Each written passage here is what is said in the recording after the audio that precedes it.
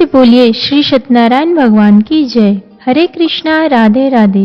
श्री हरि और माता लक्ष्मी आप सभी की मनोकामनाओं को पूर्ण करें। आइए रसपान करते हैं सभी की मनोकामनाओं को पूर्ण करने वाला सत्यनारायण भगवान की बड़ी ही पावन कथा और आरती। वीडियो के अंत में हम सुनेंगे श्री सत्यनारायण भगवान की पूजन सामग्री और पूजन विधि क्या है। श्री सत्यनारायण भगवान की बड़ी ही पावन कथा और आरती को प्रारंभ करने से पहले सभी अपने अपने मन में गौरी पुत्र गणेश, शिव, शिवा, वरुण, भगवान श्री हरि विष्णु और अपने कुल देवी देवताओं का ध्यान करते हुए पूरे भक्ति भाव और प्रसन्न चित्त मन से कथा का रसपान करते हैं। प्रेम से बोलिए श्री गौरी पुत्र गणेश की जय, श्री सत्यनारायण भगवान की जय, श्री माता लक्ष्मी की जय। श्री सत्यनारायण भगवान व्रत कथा प्रथम अध्याय प्रारंभ। महामुनि ऋषि व्यास जी ने कहा, बहुत समय पहले नैमिषारण्य तीर्थ में शौनकादिक 88,000 ऋषियों ने पुराण वेत्ता श्री सूत जी से पूछा, हे सूत जी, इस कलयुग में वेद विद्या रहित मानवों को ईश्वर भक्ति किस प्रकार मिलेगी तथा उनका उद्धार कैसे होगा। हे मुनि श्रेष्ठ, ऐसा कोई व्रत अथवा तप बताइए जिसके करने से थोड़े ही समय में पुण्य प्राप्त हो तथा मनोवांछित फल भी मिले। ऐसी कथा सुनने की हमारी बहुत ही इच्छा है। इस प्रश्न पर शास्त्रों के ज्ञाता श्री सूत जी ने कहा, हे वैष्णवों में पूज्य, आप सभी ने प्राणियों के हित एवं कल्याण की बात पूछी है। अब मैं उस श्रेष्ठ व्रत को आप लोगों से कहूँगा जिसे श्रेष्ठ मुनि नारद जी ने श्री लक्ष्मी नारायण भगवान से पूछा था और श्री लक्ष्मी नारायण भगवान ने मुनि श्रेष्ठ नारद जी को बताया था। आप सभी श्रेष्ठगण यह कथा ध्यान से सुने। मुनि श्रेष्ठ नारद दूसरों के कल्याण हेतु सभी लोकों में घूमते हुए एक समय मृत्यु लोक में आ पहुँचे। यहाँ बहुत सी योनियों में जन्मे प्रायः सभी मनुष्यों को अपने कर्मानुसार अनेक कष्टों से पीड़ित देखकर उन्होंने सोचा कि किस यत्न के कारण से निश्चय ही प्राणियों के कष्टों का निवारण हो सकेगा। मन में ऐसा विचार कर श्री नारद विष्णु लोक गए। वहां श्वेत वर्ण और 4 भुजाओं वाले देवों के ईश नारायण, जिनके हाथों में चक्र, शंख, गदा और पद्म थे तथा वरमाला पहने हुए थे, को देखकर उनकी स्तुति करने लगे। नारद जी ने कहा, हे भगवान, आप अति शक्तिवान हैं। मन तथा वाणी भी आपको नहीं पा सकती। आपका आदि मध्य अंत भी नहीं है। आप निर्गुण स्वरूप सृष्टि के कारण भक्तों के कष्टों को नष्ट करने वाले हो। आपको मेरा शत शत नमन है। नारद जी से इस प्रकार की प्रार्थना सुनकर विष्णु भगवान बोले, हे योगीराज, आपके मन में क्या है? आपका किस कार्य हेतु यहाँ आना हुआ है? निसंकोच कहें। तब मुनि श्रेष्ठ नारद मुनि ने कहा, मृत्यु लोक में सब मनुष्य जो अनेक योनियों में पैदा हुए हैं, अपने अपने कर्मों द्वारा अनेक प्रकार के कष्टों के कारण दुखी हैं। हे स्वामी, यदि आप मुझ पर दया रखते हैं तो बताइए कि उन मनुष्यों के सब कष्ट थोड़े से ही प्रयत्न से किस प्रकार दूर हो सकते हैं। श्री विष्णु भगवान ने कहा, हे नारद, मनुष्यों की भलाई हेतु तुमने यह बहुत उत्तम प्रश्न किया है। जिस व्रत के करने से मनुष्य मोह से छूट जाता है, वह व्रत मैं तुमसे कहता हूँ। सुनो, अति पुण्य दान करने वाला स्वर्ग तथा मृत्यु लोक दोनों में दुर्लभ एक अति उत्तम व्रत है जो आज मैं तुमसे कहता हूँ। श्री सत्यनारायण भगवान का यह व्रत विधि विधान पूर्वक संपन्न करने पर मनुष्य इस धरती पर सभी प्रकार से सुख भोग कर मरणोपरांत मोक्ष को प्राप्त करता है। भगवान के ऐसे वचन सुनकर नारद मुनि बोले, हे भगवान, उस व्रत का विधान क्या है, फल क्या है? इससे पहले किसने यह व्रत किया है और किस दिन यह व्रत करना चाहिए? कृपया कर मुझे विस्तार से समझाएं। श्री विष्णु भगवान ने कहा, हे नारद, दुख, शोक एवं सभी प्रकार की व्याधियों को दूर करने वाला यह व्रत सब स्थानों पर विजय दिलाने वाला है। श्रद्धा और भक्ति के साथ किसी भी दिन मनुष्य संध्या के समय श्री सत्यनारायण भगवान की ब्राह्मणों और बंधुओं के साथ पूजा करें। भक्ति भाव से केले का फल, नैवेद्य, घी, शहद, शक्कर अथवा गुड़, दूध और गेहूं का आटा सवाया लेवे। गेहूं के अभाव में साठी का चूर्ण भी ले सकते हैं। इन सभी को भक्ति भाव से भगवान श्री सत्यनारायण को अर्पण करें। बंधु बांधवों सहित ब्राह्मणों को भोजन कराएं, इसके पश्चात ही स्वयं भोजन करें। रात्रि में श्री सत्यनारायण भगवान के गीत आदि का आयोजन कर श्री सत्यनारायण भगवान का स्मरण करता हुआ समय व्यतीत करें। इस तरह जो मनुष्य व्रत करेंगे उनकी सभी मनोकामनाएं अवश्य ही पूर्ण होंगी। विशेष रूप से कलयुग में मृत्यु लोक में यही एक ऐसा उपाय है जिससे अल्प समय और कम धन में महान पुण्य की प्राप्ति हो सकती है। इति श्री सत्यनारायण व्रत कथा प्रथम अध्याय संपूर्ण। बोलो सत्यनारायण भगवान की जय। श्री सत्यनारायण भगवान द्वितीय अध्याय प्रारंभ। महान संत सूत जी ने कहा, हे ऋषियों, जिन्होंने प्राचीन काल में इस व्रत को किया है उनका इतिहास मैं आप सबसे कहता हूँ। आप सब ध्यान से सुने। अति सुंदर काशीपुरी नगरी में एक अति निर्धन ब्राह्मण वास करता था। वह भूख और प्यास से बेचैन होकर हर समय दुखी रहता था। ब्राह्मणों से प्रेम करने वाले श्री विष्णु भगवान ने उसको दुखी देखकर एक दिन बूढ़े ब्राह्मण का वेश धारण कर निर्धन ब्राह्मण के पास जाकर बड़े आदर से पूछा, हे ब्राह्मण, तुम हर समय ही दुखी होकर पृथ्वी पर क्यों घूमते हो? हे श्रेष्ठ ब्राह्मण, अपनी व्यथा मुझसे कहो, मैं सुनना चाहता हूँ। कष्टों से घिरे उस ब्राह्मण ने कहा, मैं निर्धन ब्राह्मण हूँ, भिक्षा के लिए पृथ्वी पर मारा मारा फिरता हूँ।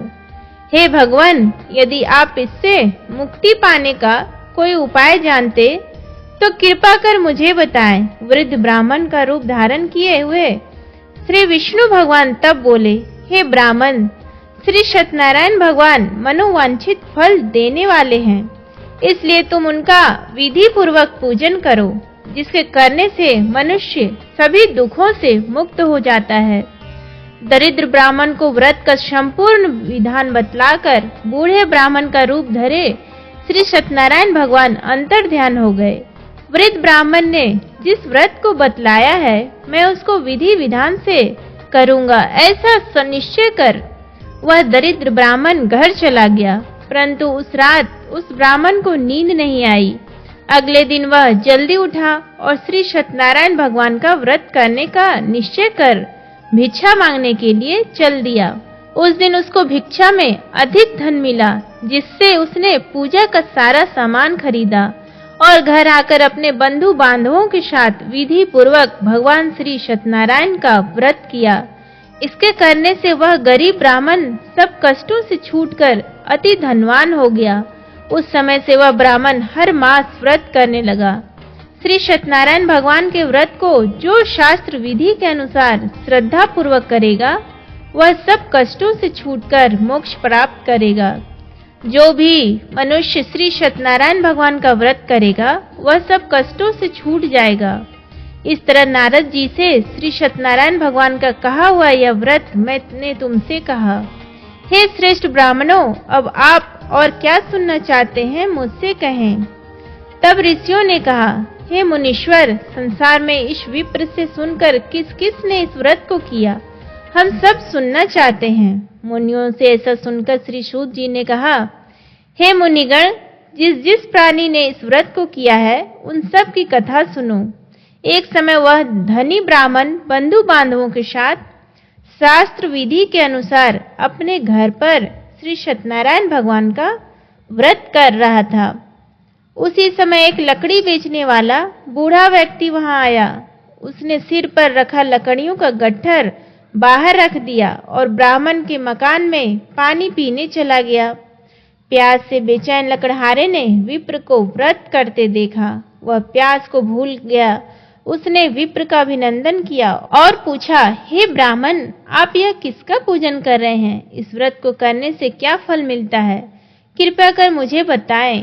तब उस ब्राह्मण ने कहा, सब इच्छाओं को पूर्ण करने वाला यह श्री सत्यनारायण भगवान का व्रत है।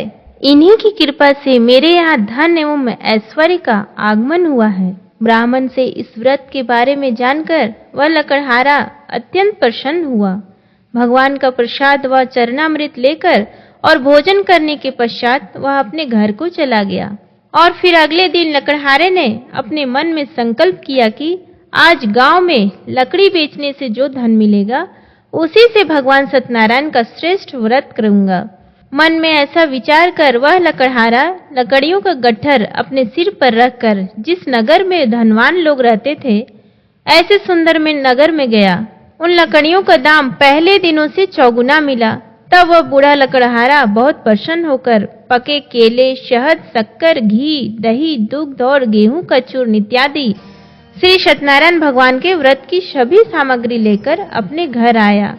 फिर उसने अपने सभी बंधु बांधवों को बुलाकर विधि विधान के अनुसार भगवान का पूजन एवं व्रत किया। उस व्रत के प्रभाव से वह बूढ़ा लकड़हारा धन धान्य से युक्त हुआ और संसार के समस्त सुख भोग कर वैकुंठ को चला गया। इति श्री सत्यनारायण व्रत कथा द्वितीय अध्याय संपूर्ण। बोलो सत्यनारायण भगवान की जय, माता लक्ष्मी की जय, श्री गणेश की जय। श्री सत्यनारायण भगवान तृतीय अध्याय प्रारंभ। श्री सुखदेव जी बोले, हे श्रेष्ठ मुनियों, अब मैं आगे की एक कथा कहता हूँ। प्राचीन काल में उल्कामुख नाम का एक महान ज्ञानी राजा था। वह जितेंद्रिय और सत्य वक्ता था। प्रतिदिन मंदिरों में जाता तथा गरीबों को धन देकर उनके दुखों को दूर करता था। उसकी पत्नी कमल के समान सुंदर मुख वाली और सती साध्वी थी।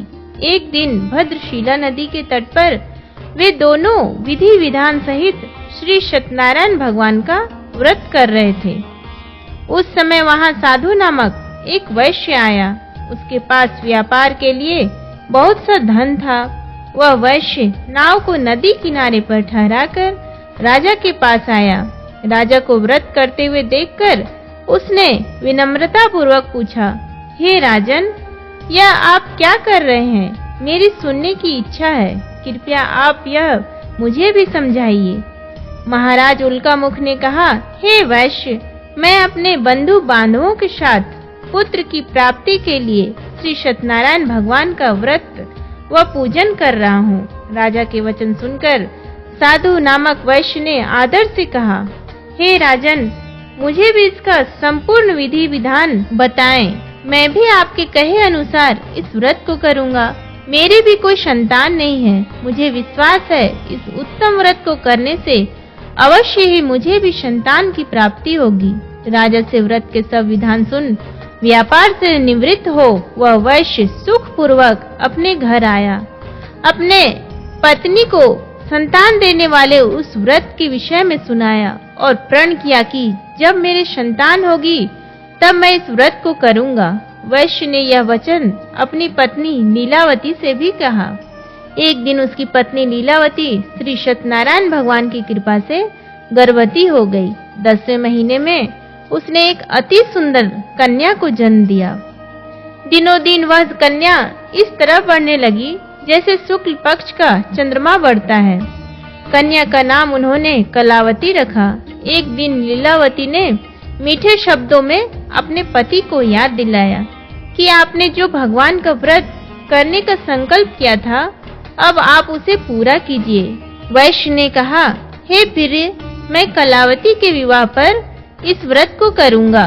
इस प्रकार अपनी पत्नी को आश्वासन दे वह व्यापार करने विदेश चला गया। कलावती पितृगृह में वृद्धि को प्राप्त हो गई। लौटने पर साधु ने जब नगर में सखियों के साथ अपनी विवाह योग्य होती पुत्री को खेलते देखा तो उसे उसके विवाह की चिंता हुई। तब उसने एक दूत को बुलाकर कहा कि उसकी पुत्री के लिए कोई सुयोग्य वर देखकर लाए। दूत साधु नामक उस वैश्य की आज्ञा पाकर कंचन नगर पहुंचा और देखभाल कर वैश्य की कन्या के लिए एक सुयोग्य वणिक पुत्र ले आया। उस सुयोग्य लड़के के साथ साधु नामक वैश्य ने अपने बंधु बांधवों सहित प्रसन्नचित होकर अपनी पुत्री का विवाह कर दिया। दुर्भाग्य से वह विवाह के समय श्री सत्यनारायण भगवान का व्रत करना भूल गया। इस पर श्री सत्य भगवान अत्यंत क्रोधित हो गए। उन्होंने वैश्य को श्राप दिया कि तुम्हें दारुण दुख प्राप्त होगा। और फिर अपने कार्य में कुशल वह वैश्य अपने दामाद सहित नावों का बेड़ा लेकर व्यापार करने के लिए सागर के समीप स्थित रत्नसारपुर नगर में गया। रत्नसारपुर पर चंद्रकेतु नामक राजा राज करता था। दोनों ससुर जमाई चंद्रकेतु राजा के उस नगर में व्यापार करने लगे। एक दिन भगवान श्री सत्यनारायण की माया से प्रेरित एक चोर राजा चंद्रकेतु का धन चुराकर भाग रहा था। राजा के दूतों को अपने पीछे तेजी से आते देखकर चोर ने घबराकर राजा के धन को उस वैश्य की नाव में चुपचाप छुपा दिया, जहां वे ससुर जमाई ठहरे हुए थे, और भाग गया। जब राजदूतों ने उस वैश्य के पास राजा के धन को रखा देखा तो उन्होंने उन ससुर दामाद को ही चोर समझा। वे उन ससुर दामाद दोनों को बांधकर ले गए और राजा के समीप जाकर बोले, आपका धन चुराने वाले ये 2 चोर हम पकड़ कर लाए हैं, देखकर आज्ञा दें। तब राजा ने बिना उस वैश्य की बात सुने उन्हें कारागार में डालने की आज्ञा दे दी। इस प्रकार राजा की आज्ञा से उनको कारावास में डाल दिया गया तथा उनका सारा धन भी छीन लिया गया। श्री सत्यनारायण भगवान के श्राप के कारण उस वैश्य की पत्नी लीलावती व पुत्री कलावती भी घर पर बहुत दुखी हुई। उनका सारा धन चोर चुरा कर ले गए। मानसिक व शारीरिक पीड़ा तथा भूख प्यास से अति दुखी हो भोजन की आस में कलावती एक ब्राह्मण के घर गई। उसने ब्राह्मण को श्री सत्यनारायण भगवान का व्रत विधि पूर्वक करते देखा। उसने कथा सुनी तथा श्रद्धा पूर्वक प्रसाद ग्रहण कर रात को घर आई। माता ने कलावती से पूछा, हे पुत्री, तू अब तक कहाँ रही? मैं तेरे लिए बहुत चिंतित थी। माता के शब्द सुन कलावती बोली, हे माता, मैंने एक ब्राह्मण के घर श्री सत्यनारायण भगवान का व्रत होते देखा है और मेरी भी उस उत्तम व्रत को करने की इच्छा है। माता ने कन्या के वचन सुनकर पति द्वारा व्रत करने का पूर्व में किया गया संकल्प याद करते हुए श्री सत्यनारायण भगवान के पूजन की तैयारी की। उसने बंधुओं सहित श्री सत्यनारायण भगवान का पूजन व व्रत किया और वर मांगा कि मेरे पति और दामाद शीघ्र ही घर लौट आएं। साथ ही विनती की कि हे प्रभु, अगर हमसे कोई भूल हुई हो तो हम सबका अपराध क्षमा करो। श्री सत्यनारायण भगवान इस व्रत से प्रसन्न हो गए। उन्होंने राजा चंद्रकेतु को स्वप्न में दर्शन देकर कहा, हे राजन, जिन 2 वैश्यों को तुमने बंदी बना रखा है वे निर्दोष हैं, उन्हें प्रातः ही छोड़ दो। उनका सब धन जो तुमने अधिग्रहित किया है लौटा दो, अन्यथा मैं तुम्हारा राज्य, धन, पुत्रादि सब नष्ट कर दूंगा। राजा से ऐसे वचन कहकर भगवान अंतर ध्यान हो गए और फिर प्रातःकाल राजा चंद्रकेतु ने दरबार में सबको अपना स्वप्न सुनाया और सैनिकों को आज्ञा दी कि दोनों वैश्यों को कैद से मुक्त कर दरबार में ले आए। दोनों ने आते ही राजा को प्रणाम किया। राजा ने कोमल वचनों में कहा, हे महानुभावों, तुम्हें अज्ञातवश ऐसा कठिन दुख प्राप्त हुआ है, अब तुम्हें कोई भय नहीं है, तुम मुक्त हो। ऐसा कहकर राजा ने उनको नए नए वस्त्र आभूषण पहनाए तथा उनका जितना धन लिया था उसे दुगुना लौटाकर आदर से विदा किया। दोनों वैश्य अपने घर को चल दिए। इति श्री सत्यनारायण व्रत कथा 3 अध्याय संपूर्ण। बोलो श्री सत्यनारायण भगवान की जय।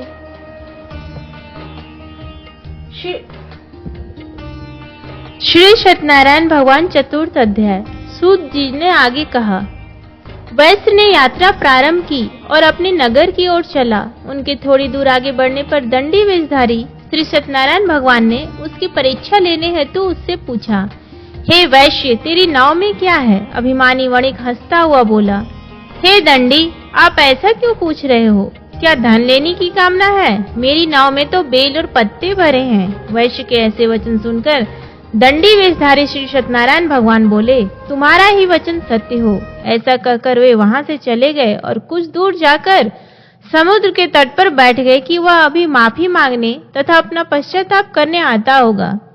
दंडी महाराज के जाने के पश्चात वैश्य ने नित्य क्रिया से निवृत्त होने के बाद नाव को ऊंची उठी देखकर अचंभा किया तथा नाव में बेल पत्ते आदि देखकर मूर्छित हो जमीन पर गिर पड़ा। मूर्छा खुलने पर अति शोक करने लगा। तब उसके दामाद ने कहा, आप शोक ना करें, यह दंडी महाराज का श्राप है, अतः हमें उनकी शरण में ही चलना चाहिए, वही हमारे दुखों का अंत करेंगे। दामाद के वचन सुनकर वह वैश्य दंडी भगवान के पास पहुंचा और अत्यंत भक्ति भाव से पश्चाताप करते हुए बोला, मैंने जो आपसे असत्य वचन कहे थे उनके लिए मुझे क्षमा करे। ऐसा कहकर वह शोकातुर हो रोने लगा।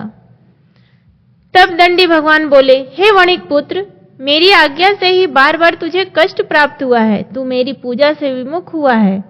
तब उस वैश्य ने कहा, हे भगवान, आपकी माया को ब्रह्मा आदि देवता भी नहीं जान पाते, तब मैं मूर्ख भला कैसे जान सकता हूँ। आप प्रसन्न होइए, मैं अपनी क्षमता अनुसार आपकी पूजा करूंगा। मेरी रक्षा कीजिए और मेरी नौका को पहले के समान धन से परिपूर्ण कर दीजिए। उसके भक्ति से परिपूर्ण वचन सुनकर श्री सत्यनारायण भगवान प्रसन्न हो गए और उसकी इच्छा अनुसार वर देकर अंतर ध्यान हो गए। तब ससुर व दामाद दोनों ने नाव पर आकर देखा कि नाव धन से पुनः परिपूर्ण है। फिर वह विधि विधान से भगवान श्री सत्यनारायण का पूजन कर साथियों सहित अपने नगर को चला गया। जब वह अपने नगर के निकट पहुंचा, तब उसने एक दूत को अपने घर भेजा। दूत ने साधु नामक वैश्य के घर जाकर उसकी पत्नी को नमस्कार किया और कहा, आपके पति अपने जामाता सहित इस नगर के समीप आ गए हैं। लीलावती और उसकी कन्या कलावती उस समय भगवान की पूजा कर रही थी। दूत का वचन सुनकर साधु की पत्नी ने बड़े हर्ष के साथ श्री सत्यनारायण भगवान का पूजन पूर्ण किया और अपनी पुत्री से कहा, मैं अपने पति के दर्शन को जाती हूँ, तू पूजन पूर्ण कर शीघ्र आ जाना। परंतु कलावती पूजन एवं प्रसाद छोड़कर अपने पति के दर्शन के लिए चली गई। पूजन एवं प्रसाद की अवज्ञा के कारण भगवान श्री सत्यनारायण ने रुष्ट हो गए। उसके पति को नाव सहित पानी में अदृश्य कर दिया। कलावती अपने पति को ना पाकर रोती हुई जमीन पर गिर पड़ी। नौका को डूबा हुआ तथा कन्या को रोती हुई देख साधु नामक वैश्य द्रवित हो बोला, हे प्रभु, मुझसे या मेरे परिवार से अज्ञानतावश जो अपराध हुआ है उसे क्षमा करें। उसके ऐसे वचन सुनकर श्री सत्यनारायण भगवान प्रसन्न हो गए। आकाशवाणी हुई, हे वैश्य, तेरी पुत्री मेरा प्रसाद छोड़कर आई है, इसलिए इसका पति अदृश्य हुआ है। यदि वह घर जाकर प्रसाद ग्रहण कर लौटे तो इसका पति अवश्य मिलेगा। आकाशवाणी सुनकर कलावती ने घर पहुंचकर प्रसाद ग्रहण किया और फिर आकर अपने पति को पूर्ण रूप में पाकर वह अति प्रसन्न हुई तथा उसने अपने पति के दर्शन किए। तत्पश्चात साधु वैश्य ने वही बंधु बांधवों सहित भगवान श्री सत्यनारायण का विधि पूर्वक पूजन किया। वह इस लोक के सभी प्रकार के सुख भोग कर अंत में मोक्ष को प्राप्त हुआ। इति श्री सत्यनारायण व्रत कथा चतुर्थ अध्याय संपूर्ण। बोलो सत्यनारायण भगवान की जय। श्री सत्यनारायण भगवान व्रत कथा पंचम अध्याय। श्री सूत जी बोले, हे ऋषिगण, मैं एक और कथा कहता हूँ, आप सभी ध्यान से सुनो। सदा प्रजा के लिए चिंतित तुंगध्वज नाम का एक राजा था। उसने भगवान सत्यनारायण का प्रसाद त्याग कर बहुत कष्ट पाया। एक समय राजा वन में वन्य पशुओं को मारकर बड़ के वृक्ष के नीचे आया। वहां उसने ग्वालों को भक्ति भाव से बंधु बांधवों सहित श्री सत्यनारायण जी का पूजन करते देखा। परंतु राजा देखकर भी अभिमान के कारण ना तो वहां गया और ना ही श्री सत्यनारायण भगवान को नमस्कार ही किया। जब ग्वालों ने भगवान का प्रसाद उसके सामने रखा तो वह प्रसाद छोड़कर अपने नगर को चला गया। नगर में पहुंचकर उसने देखा कि उसका सारा राज्य नष्ट हो गया है। वह समझ गया कि यह सब भगवान श्री सत्यनारायण के रुष्ट होकर किया गया है। तब वह वन में वापस आया और ग्वालों के समीप जाकर विधि पूर्वक पूजन कर प्रसाद ग्रहण किया तो श्री सत्यनारायण भगवान की कृपा से सब कुछ पहले जैसा ही हो गया और लंबे समय तक सुख भोग कर मरणोपरांत वह मोक्ष को प्राप्त हुआ। जो मानव इस श्रेष्ठ दुर्लभ व्रत को करेगा, श्री सत्यनारायण भगवान की कृपा से उसे धन धान की कोई कमी नहीं होगी। निर्धन धनी और बंदी बंधनों से मुक्त होकर निर्भय हो जाता है। संतानहीन को संतान प्राप्त होती है तथा सब इच्छाएं पूर्ण कर अंत में वह बैकुंठ धाम को जाता है। अब उनके बारे में भी जानिए जिन्होंने पहले इस व्रत को किया। अब उनके दूसरे जन्म की कथा भी सुनिए। शतानंद नामक वृद्ध ब्राह्मण ने सुदामा के रूप में जन्म लेकर श्री कृष्ण की भक्ति एवं सेवा कर वैकुंठ धाम को प्राप्त किया। उल्कामुख नामक महाराज राजा दशरथ बने और श्री रंगनाथ का पूजन कर मोक्ष को प्राप्त हुए। साधु नाम के वैश्य ने धर्मात्मा व सत्य प्रतिज्ञ राजा मोरध्वज बनकर अपने पुत्र को आरे से चीर कर बैकुंठ धाम प्राप्त किया। महाराज तुंगध्वज स्वयंभू मनु बने। उन्होंने बहुत से लोगों को भगवान की भक्ति में लीन कराकर वैकुंठ धाम प्राप्त किया। लकड़हारा अगले जन्म में गुह नामक निषाद राजा बना, जिसने राम के चरणों की सेवा कर अपने सभी जन्मों को संवार लिया। इति श्री सत्यनारायण व्रत कथा पंचम अध्याय संपूर्ण। बोलो श्री सत्यनारायण भगवान की जय। आइए अब हम प्रारंभ करेंगे आरती।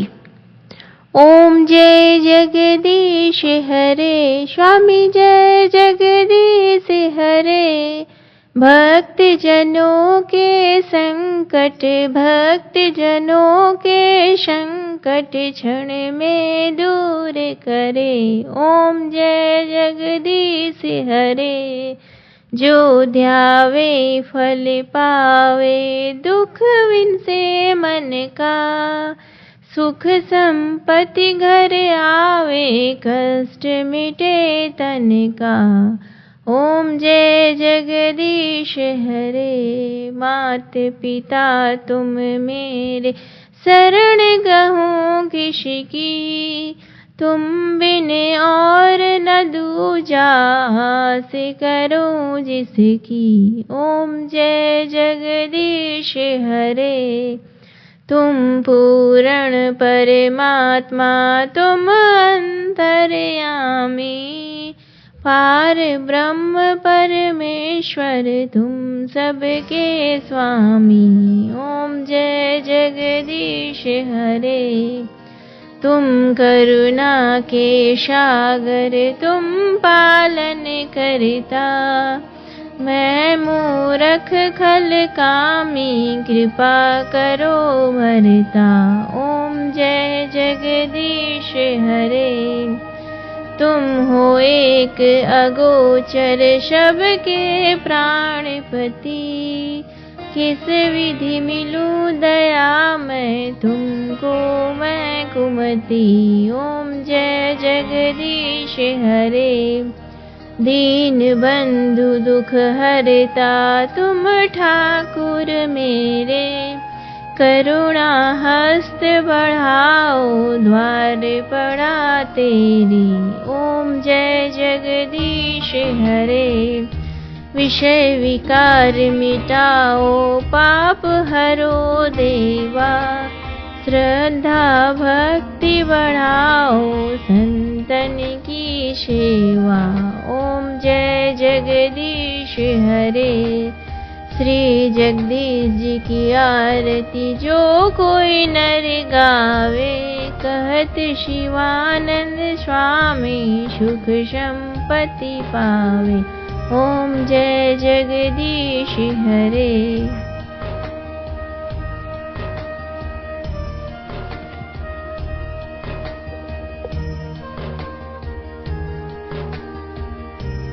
श्री सत्यनारायण भगवान पूजन सामग्री: केले के खंभे, कलश, पंच पल्लव, चावल, पंचरत्न, कपूर, पुष्पों की माला, धूप, श्रीफल, ऋतुफल, नैवेद्य, अंग वस्त्र, आम के पत्ते, यज्ञोपवीत वस्त्र, गुलाब के फूल, दीप, तुलसी दल, पान, पंचामृत, बंधनवार, चौकी, केसर। पूजन विधि: श्री सत्यनारायण भगवान व्रत करने वाला पूर्णिमा एवं संक्रांति के दिन किसी भी समय स्नान आदि कर्मों से निवृत्त होकर पूजा स्थल में आसन पर बैठकर श्रद्धा पूर्वक श्री गणेश, वरुण, गौरी, विष्णु आदि सभी देवताओं का स्मरण कर पूजन करें तथा संकल्प ले कि मैं सदा श्री सत्यनारायण भगवान की पूजा तथा कथा श्रवण करूंगा। फूल हाथ में लेकर श्री सत्यनारायण भगवान का ध्यान करें।